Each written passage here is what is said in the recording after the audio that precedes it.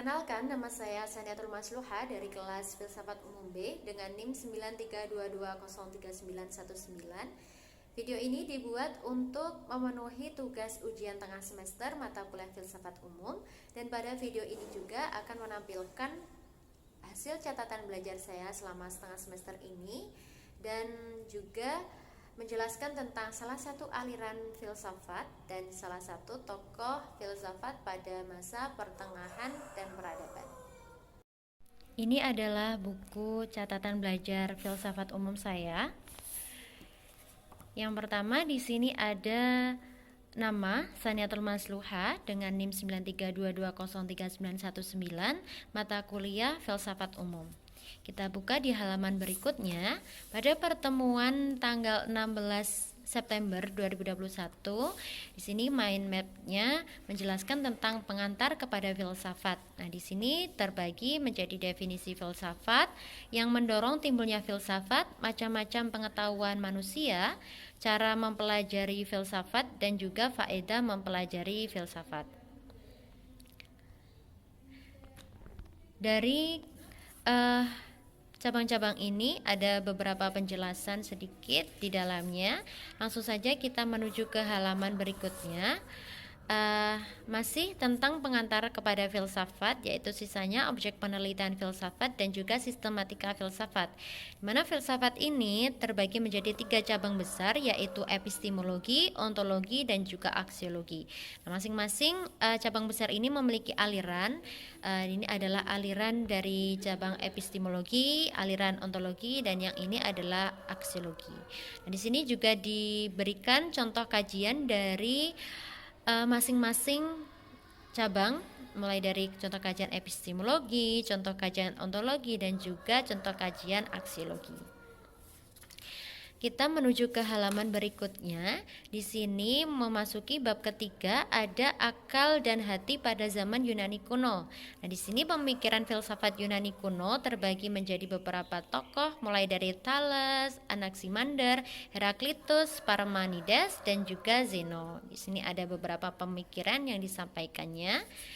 Langsung kita ke halaman berikutnya. Mind map berikutnya membahas tentang pemikiran filsafat Yunani kuno juga. Ini adalah sisa dari yang tadi yang menjelaskan tentang pemikiran Protagoras, Gorgias, Socrates, Plato, dan juga Aristoteles. Di pertemuan pada tanggal 14 Oktober 2021, kita sudah memasuki ke bab 4 yang membahas tentang akal dan hati pada abad pertengahan. Nah, di sini ada beberapa tokoh utama pada abad pertengahan, yaitu Plotinus dan juga Augustinus. Nah, di sini pada Plotinus yang menjelaskan tentang ajaran Platonisme. Di sini ada kehidupan Plotinus, metafisika Plotinus, kemudian tentang ilmu, tentang jiwa, etika dan estetika Plotinus, bersatunya dengan Tuhan, kedudukan Plotinus hingga pengikut Plotinus.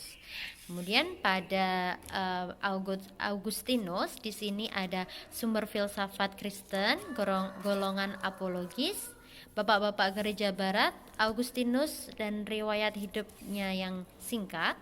Kemudian pendapat tentang Tuhan dan manusia, teori pengetahuan, teori tentang jiwa, moral dalam sistem Augustinus, hingga ilmu dalam pandangan Augustinus. Selanjutnya, pertemuan pada tanggal 21 Oktober 2021 ini masih membahas tentang tokoh-tokoh utama pada abad pertengahan, yakni ada Anselmus dan juga Thomas Aquinas. Nah, di sini Anselmus telah dijelaskan ada profilnya, pemikirannya, dan juga teori pengetahuan. Kemudian Thomas Aquinas di sini ada kehidupannya, kemudian pemikiran teologi, pendapat tentang kosmologi, tentang jiwa, teori pengetahuan, etika, teori politik, tentang gereja, hingga lawan-lawan Aquinas.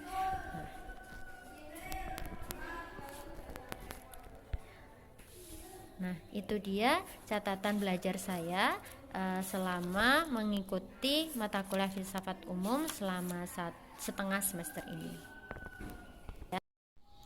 Baik, selanjutnya filsafat memiliki 3 cabang besar, diantaranya epistemologi, ontologi, dan juga aksiologi.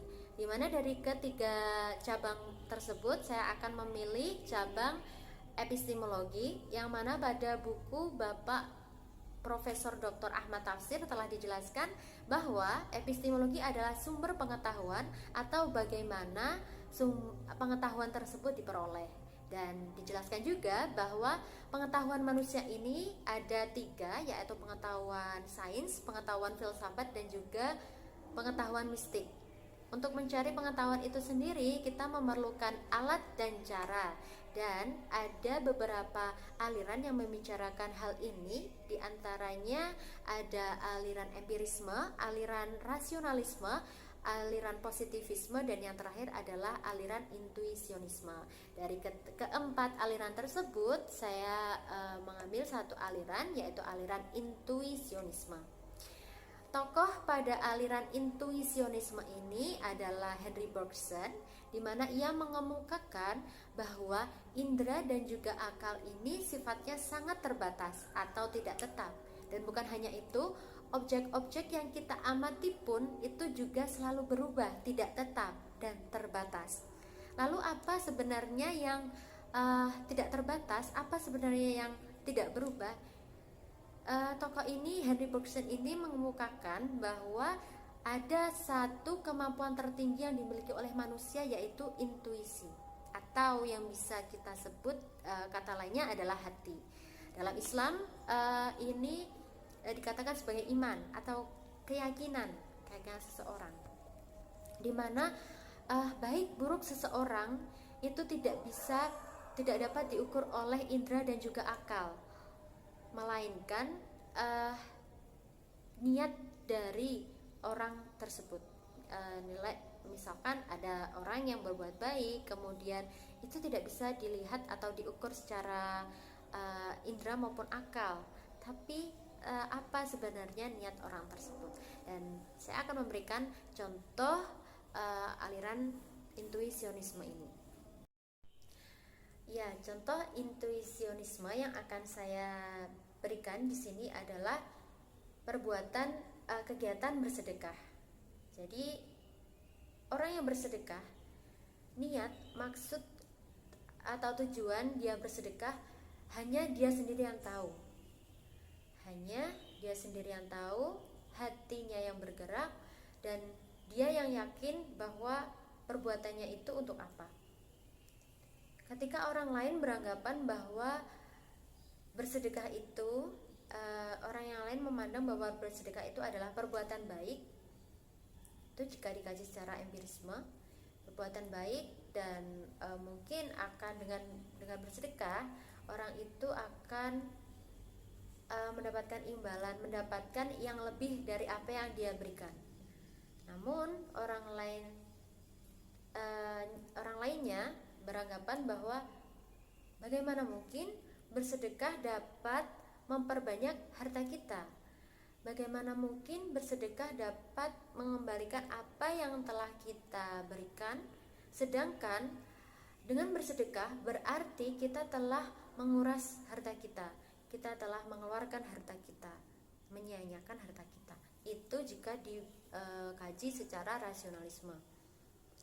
Dan orang yang lainnya lagi beranggapan bahwa orang yang bersedekah pasti dia dermawan, pasti dia orang baik, dan pasti dia dermawan itu tadi. Itu ketika diukur secara positivisme.